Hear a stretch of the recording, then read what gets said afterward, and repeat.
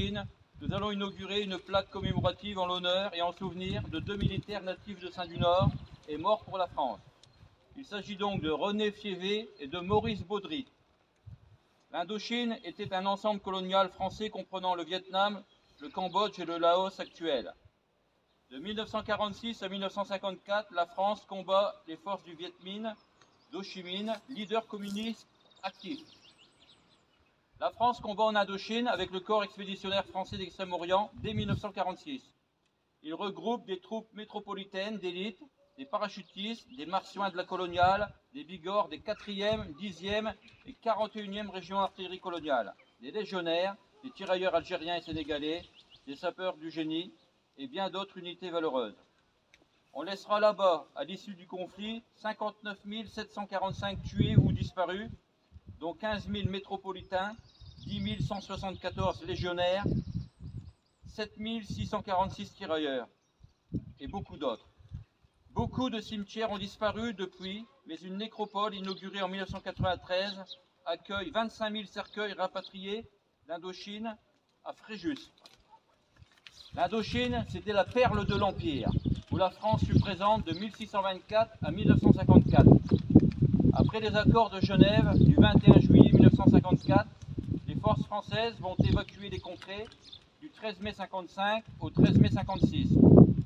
N'oublions jamais que cette guerre d'Indochine, comme celle d'Algérie, ont la même origine, la décolonisation, avec une grande différence que vous avez tous constatée.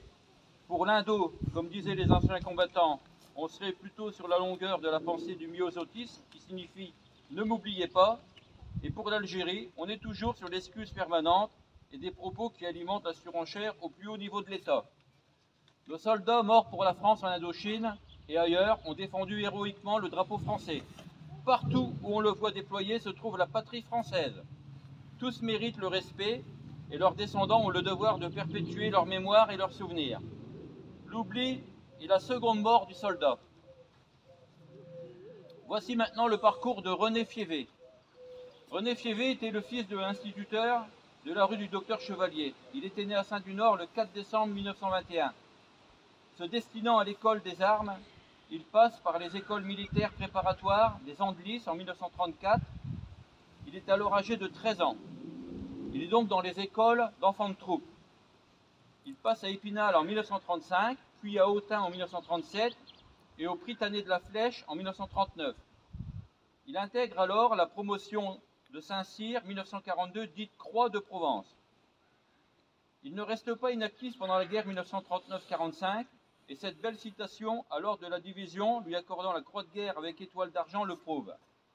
Fiévé René a déjà, en 1940, facilité l'évasion de prisonniers anglais. Devenu inspecteur de police à Maubeuge, est entré dans l'OCM, puis, après la rupture du contact, est passé au FTP, franciseurs partisans, où il a été agent de renseignement pour être nommé ensuite chef de détachement, a participé à de nombreux sabotages, transporté des armes et a pris part au combat de la libération dans la région de Fourmi. Affecté ensuite au 1er bataillon de choc, le lieutenant René Fiévé débarque à Saïgon le 13 février 1947 pour mener des opérations en Cochinchine, en Annam et au Cambodge, avant de remonter vers le Tonkin.